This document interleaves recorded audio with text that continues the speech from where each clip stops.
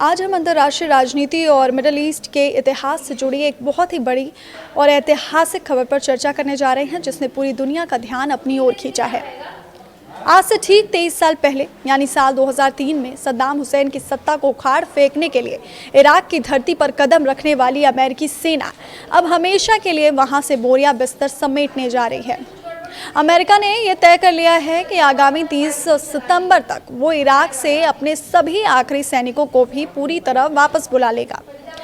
इराकी प्रधानमंत्री अली अल-जैदी के कार्यालय ने बुधवार को इस बात की आधिकारिक और अंतिम पुष्टि कर दी है कि ये तारीख बिल्कुल पक्की है, जिसके साथ ही 2 दशक से भी ज़्यादा लंबा वो सैन्य अध्याय हमेशा के लिए बंद हो जाएगा, जिसने मिडल ईस्ट के भूगोल राजनीति को पूरी तरह से बदल कर रख दिया था। तो आइए इस ऐतिहासिक घटनाक्रम, इसके पीछे की पूरी पृष्ठभूमि और इसके दूरगामी भू राजनीतिक परिणामों के हर एक पहलू को समझते हैं। इस पूरे घटनाक्रम की आधिकारिक मुहर तब लगी थी जब इराकी प्रधानमंत्री अली अल-जैदी और अमेरिकी सेंट्रल कमांड के कमांडर एडमिरल ब्रैड कूपर के बीच बगदाद में एक उच्च स्तरीय और बेहद महत्वपूर्ण बैठक हुई। इस मुलाकात के बाद इराकी प्रधानमंत्री कार्यालय की तरफ से ये स्पष्ट कर दिया गया कि 30 सितंबर की तारीख आईएसआईएस के खिलाफ चल रहे अमेरिकी नेतृत्व वाले वैश्विक सैन्य गठबंधन के खात्मे और अमेरिकी सैनिकों की पूर्ण वापसी की फिक्स और फाइनल डेडलाइन है।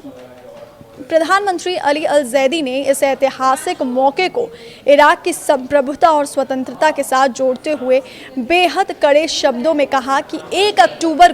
का जो सूरज है वो इराक के लिए एक नए सवेरे की तरह उगेगा, क्योंकि उस दिन से इराक की पवित्र भूमि किसी भी प्रकार की विदेशी सैन्य मौजूदगी से पूरी तरह से मुक्त हो जाएगी। उन्होंने इस बात पर भी जोर दिया कि देश की असली ताकत और स्थिरता तभी सुनिश्चित हो सकती है जब कानून के दायरे में रहकर हथियारों को केवल देश की आधिकारिक राज्य सत्ता के नियंत्रण में रखा जाए। अगर हम इस पूरे घटनाक्रम के इतिहास पर नज़र डालें तो अमेरिका की इस सैन्य मौजूदगी की शुरुआत मार्च 2003 के उस दौर से हुई थी जब अमेरिका ने वेपन्स ऑफ मास डिस्ट्रक्शन के होने के दावों के साथ इराक पर एक भारी भरकम और भयानक बमबारी अभियान चलाकर सद्दाम हुसैन के शासन का अंत कर दिया था। इसके बाद के सालों में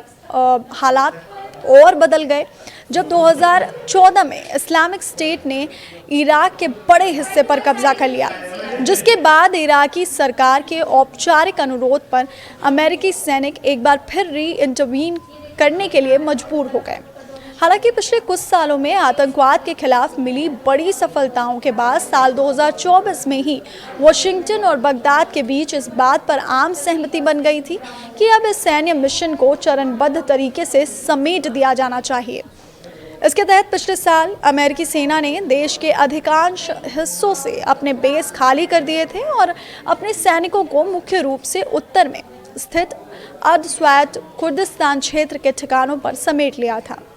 लेकिन इस साल की शुरुआत में मिडिल ईस्ट में भड़के तनाव और क्षेत्रीय संघर्ष के चलते इन ठिकानों पर लगातार खतरे और हमले बढ़ रहे थे, जिसके बाद अब इस पूर्ण वापसी की रूपरेखा को अंतिम रूप दे दिया गया। बहरहाल 30 सितंबर की ये तारीख मिडिल ईस्ट के इतिहास में एक बहुत बड़ा मील का पत्थर साबित होने जा रही है, क्योंकि इसके साथ ही इराक में 2 दशकों से चला आ रहा अमेरिकी सैन्य हस्तक्षेप का दौर आधिकारिक तौर पर इतिहास के पन्नों में दर्ज हो जाएगा।